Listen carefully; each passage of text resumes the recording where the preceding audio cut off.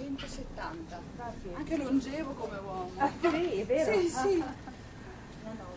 Questa è cattura una cacciata adesso. No.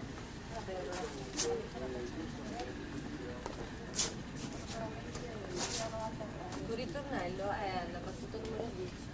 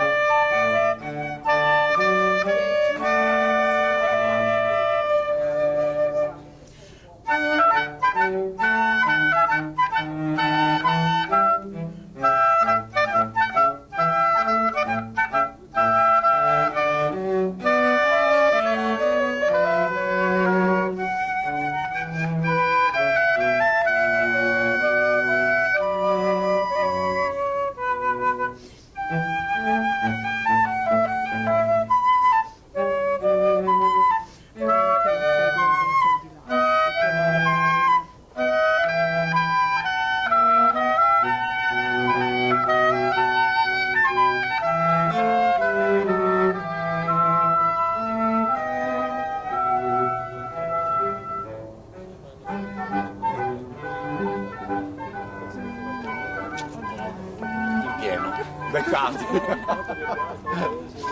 Beccati in pieno. Io stavo sempre andando a vedere che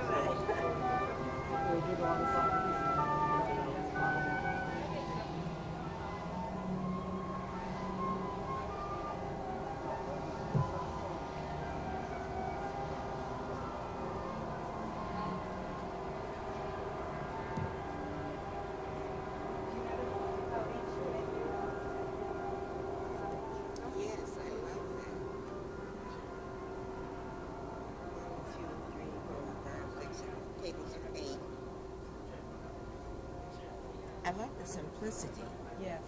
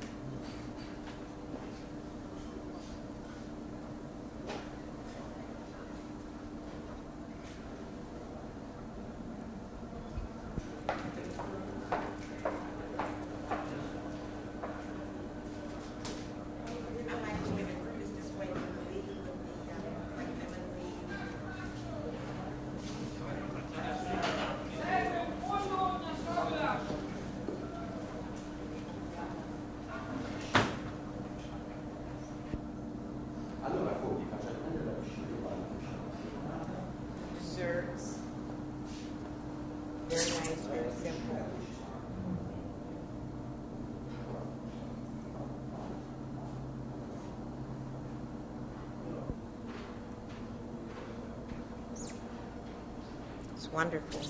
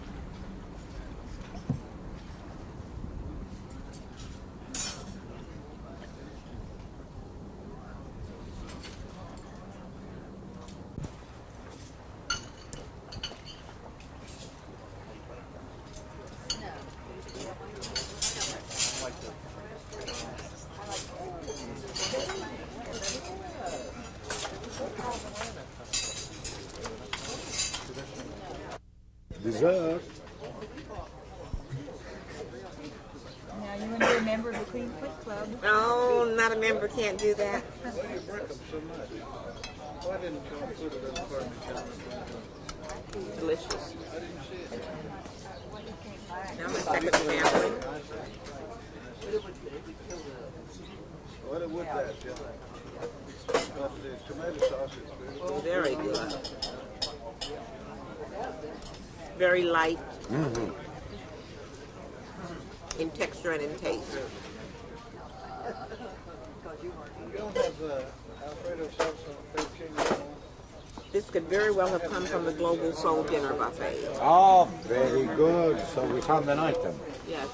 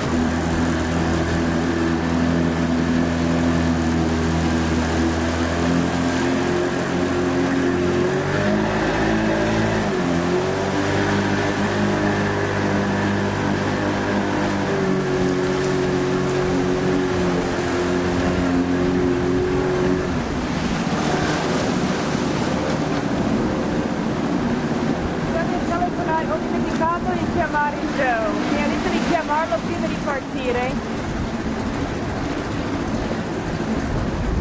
71 5-1. Dove sei?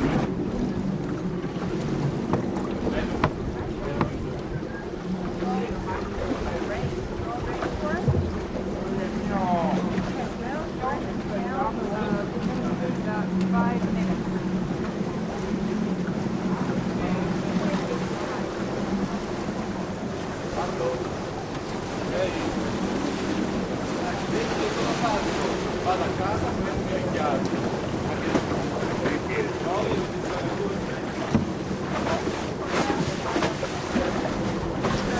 No, prendiamo il vaporetto.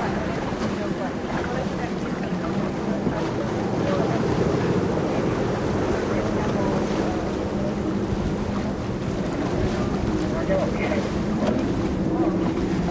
350.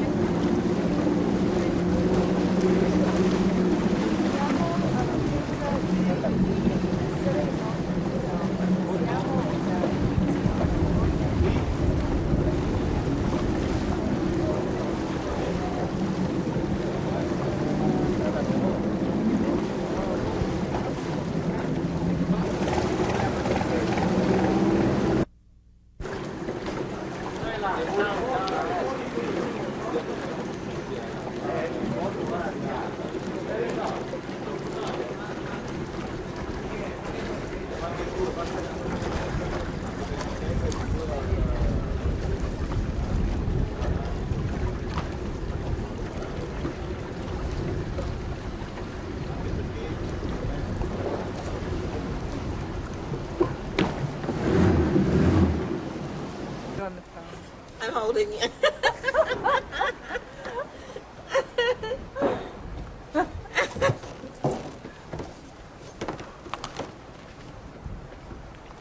Come si dice marinaio in inglese? Sailor.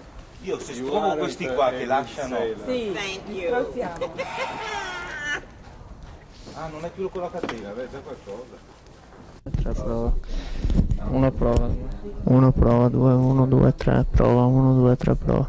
But I thought, it's Whatever. standing, it might last, what, 20, half, 20 That's minutes, a okay. half hour? Well, I think Well, it it'd doesn't Well, we can change positions. You know, we can change in the middle. be, okay. Or No, different background or something. yeah, like that. whatever you want. I'm not adamant. I just thought this is very attractive. Yeah, but you're standing and blocking it. If you sit down here, then you can see more. See, the trouble is if I sit down, then you'll have to see my leg, beginning of something. Right, So right. you can always use it, You or never know. you never know, and be Right. flexible, be ready.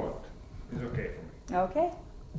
So we're here with Bill Scott from Cleveland, Ohio. And this is Dr. Joseph Precker. And he is the cultural director of Roberto's Italian Table. And he's going to be speaking with Bill regarding cultural influences on the Veneto kitchen, among other things. Yes, among many other things. Among many other things. I should say, just to give this some perspective that will be understood from the vantage point that I'll take, that I'm also a psychotherapist and have done research in cultural differences. So I think that might have some relationship to what you're interested in, It Val. certainly will. Good. Yes, it will. Right, I'm ready to talk endlessly now, You're so ready. please. Well, from the very moment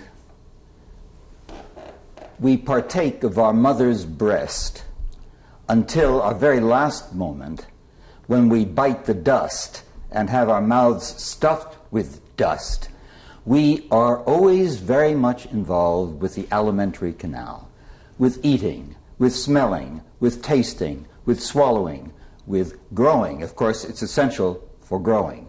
Unfortunately, there are some people who grow a little bit too much by eating a bit too much, but we won't consider them. All of us are svelte and beautiful and delightful. Now, food all around the world varies.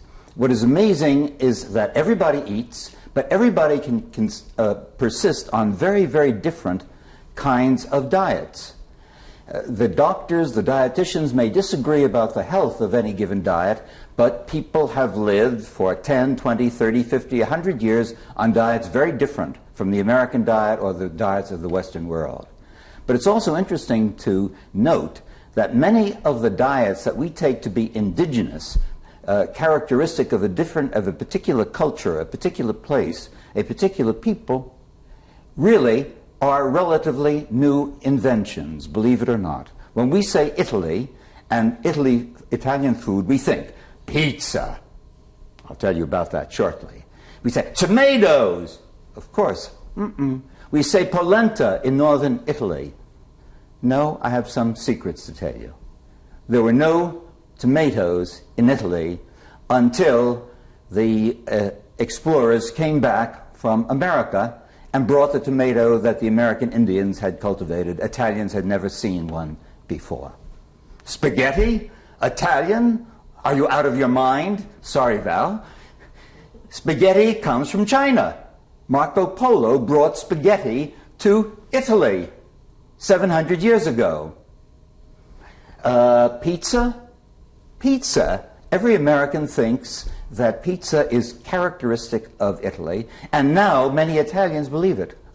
When I first came to Italy, long before all of you were born, well, 50 years ago or so, only the poorest people in Napoli ate what was called pizza.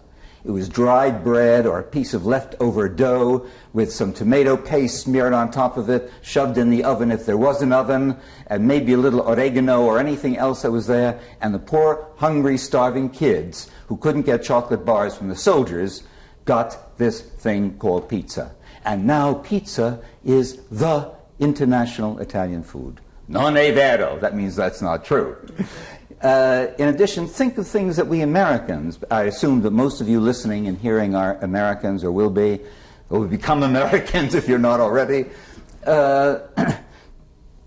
Hamburgers, McDonald's, from Germany.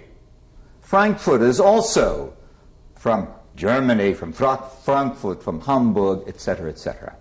Think of the yams that seem to be characteristic African American foods. Where did they come from? They came from the Mayans. They came from Mexico. They came from below Central America, and they were imported, and fortunately they grew. Corn. Well, corn is very American. We all know that. But it didn't exist in Europe until the early settlers brought it back to Europe. And corn now is a staple in northern Italy, where they make wonderful polenta out of corn. Now, I could go on endlessly talking about the different variations of food and where it came from, and also where it's going. By the way, food is going more and more in the direction of simplicity. And in Roberto's Italian table, that's one of the things that we push very hard. Simplicity at the dining table. Beautiful food, simply but beautifully presented, and good conversation and good entertainment. That's what the table is about. Eating is really a social event. If you are forced to dine alone, try hard to find someone to eat. Even breakfast. Don't have breakfast on the run. Don't have lunch at your desk. Don't have dinner in a rush. Be with someone. Hopefully, someone you like and love. Hopefully, your lover, your husband, your wife, not with your boss. Never talk business at the dinner table or a lunch table. But let me go on from there. The importance of food as part of life. It's the one thing that we really cannot do without. Well, maybe the other thing is oxygen in the air. But we need food just to continue to live. We can do without love, we can do without sex. Unfortunately, if we must, it's too bad. They're terribly wonderful things to enjoy, but we absolutely must have food. But food should be something that is relished and enjoyed, not just something that we stuff our fat mouths or bellies with. Oh, by the way, I must say something. I had an inspiration this morning for a new food named after a very important Italian person. A food named after Pavarotti. And I thought we could have something called pancia Pavarotti, big belly Pavarotti, and what it would be a popover with a little extra yeast in it so it really puffs up big. Joe. Now, forgive me, you may want to censor that, but I think he would enjoy it, I'm sure.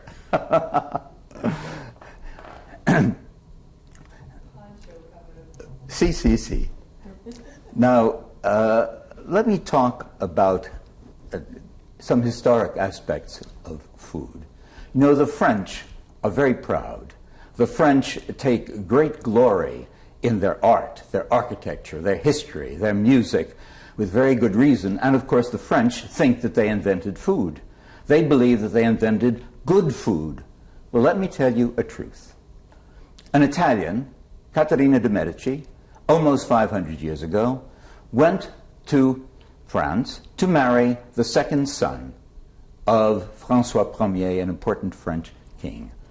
This was a diplomatic arrangement because the Medici wanted to be on good terms with the King of France, and the King of France wanted to be able to borrow money from the Medici. So finally, after much persuasion, François Ier gave the right for Caterina to marry his second son, thinking, okay, the second son doesn't matter, and we'll have this nice arrangement between these families, and be able to get as much money as we chose. But the first son died, and Caterina de' Medici became the Queen of France, and became the mother, the grandmother, the great-grandmother of all of the famous kings of France that we're aware of. Well, Caterina de' Medici was a very well-brought-up girl. She had been an orphan, but in the Medici family, and she had an excellent upbringing. When she went to France, she suddenly was appalled at French manners, French food, French lack of manners, and so she sent quickly for Italian cooks. The beginning of great French cuisine comes from Italian cooks brought to France by Caterina de' Medici. The French hate to hear anyone say that, so please don't show this in France. And there's something else again.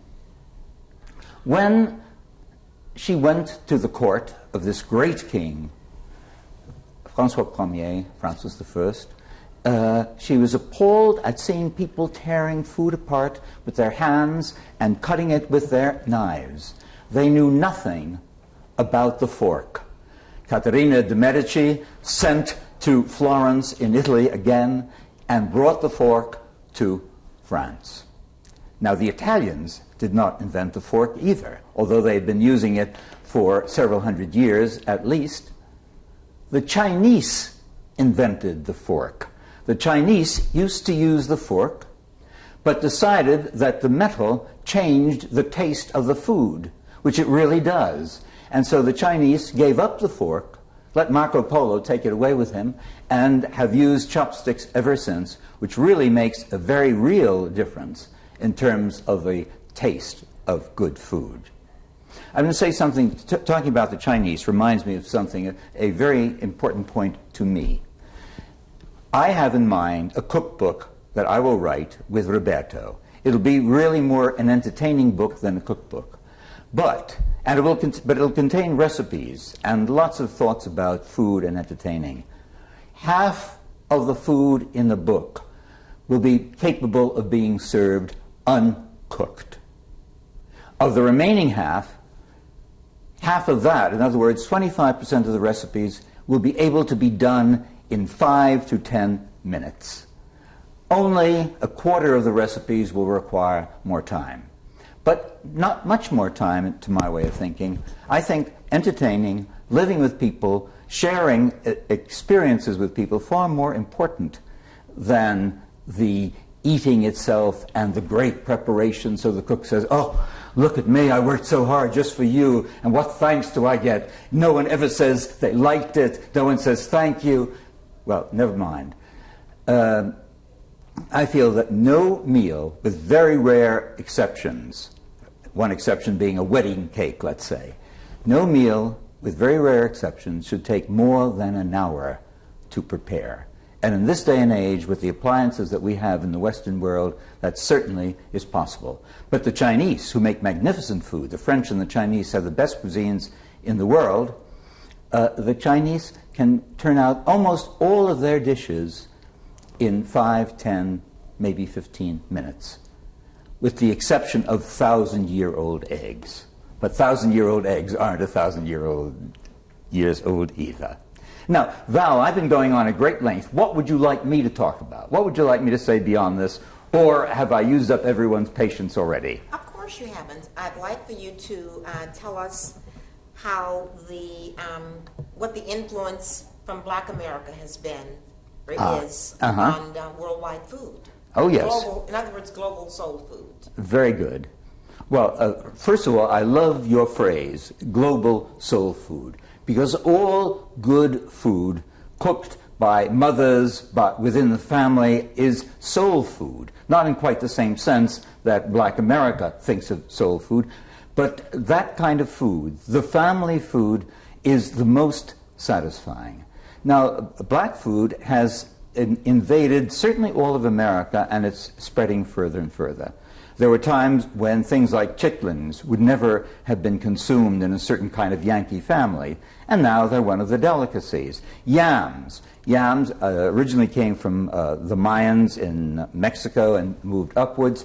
Yams are a basic part of the Thanksgiving dinner. The whole way of thinking and eating, chicken. I mean, Americans, everyone around the world who can afford chicken eats chicken. But that wonderful deep-fried way of doing chicken really is an Afro-American contribution to the excellent diet of Americans.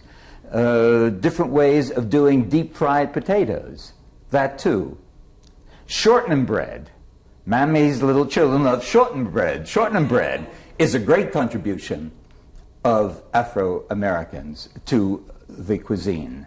But I'd like to go beyond just any contribution, whether it's Turkish or Italian or Jewish or Irish, Irish and potatoes as a result of the famine, Great Famine in 1848. I'd like to go beyond that and once again reiterate the importance of the food that one is used to within the family framework is the basic food that one always looks back to with a certain kind of longing.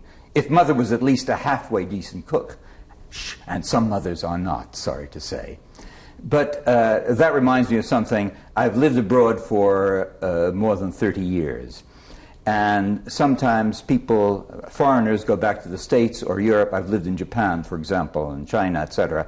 They go back and they say, well, I have these Japanese friends. What should I bring them? I'm sorry, I have these foreign friends who now live in Japan. What should I bring them when I come back to Japan? It'd be nice to bring them a gift. And I always suggest the thing to bring them is the kind of food that mother prepared for them, if you know what that was. That's what people love to have. Something basic, something that reminds them of childhood, the warmth of the family, assuming that there was some warmth in the family. It's disappearing, but there used to be in my day, etc., etc.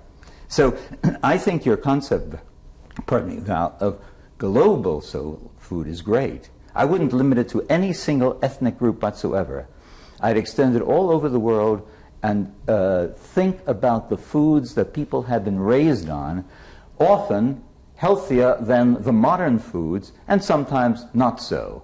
But healthy or not, there's something more important than just physical health, the psychological health, and the psychological health can come from the kinds of foods that reminds you of the good times of days past.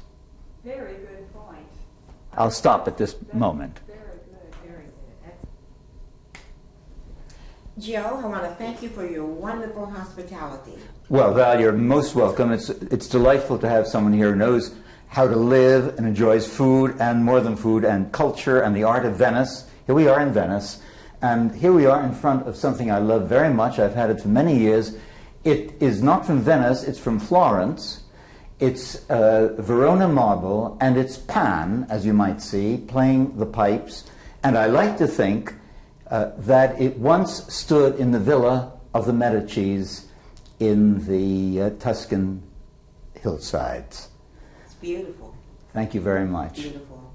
Again, thank you. You're most welcome. been a pleasure. Come again, I please. certainly will soon. Please. Thank you. Come to Roberto's Italian table too, Oh, please. definitely. Excellent. Can you come Look to forward. Cleveland for our big happening? Well, if I'm invited, I'll come. You'll have to. But I'll need business class so I can extend my leg. No problem. Okay. It's a done deal. Very good. See, not first class. I'm modest. Thank you, Joe. You're most welcome. Su ci fate sapere. E poi mi metterò al corre con Andrea quando, ok?